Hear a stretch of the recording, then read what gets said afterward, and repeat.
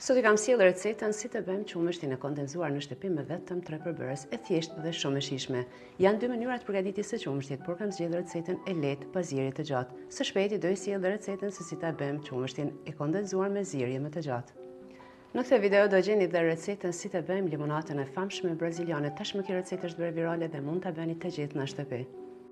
Për të përgatitur qumështin e kondenzuar nevojitet 1 gotë ujë, 1 gotë sheqer dhe 2 gota qumësh pluhur. Uji duhet të jetë I nxehtë. E kalojmë në Nutrilite, shtojmë sheqerin, e miksojmë për 1 minutë derisa sheqeri të shkrihet tërësisht. Pastaj shtojmë qumështin pluhur, vazhdojmë t'i miksojmë edhe për disa minuta derisa të arrijmë këtë konsistencë të qëndrueshme, pastaj e ruajmë në shishe qelçi. Ndërsa për limonatën, fillimisht limonat e pastruar I prejmë në këtë mënyrë, I bluajmë me ujin, pastaj I kullojmë. Në anën tjetër bashkojmë frutat e malit të ngrira, shtojmë qumështin e kondenzuar dhe ujin. I miksojmë të gjitha së bashku dhe në fund I bashkojmë me lëngun, cilin e kemi përgatitur më parë. Mund ta shërbeni në këtë mënyrë.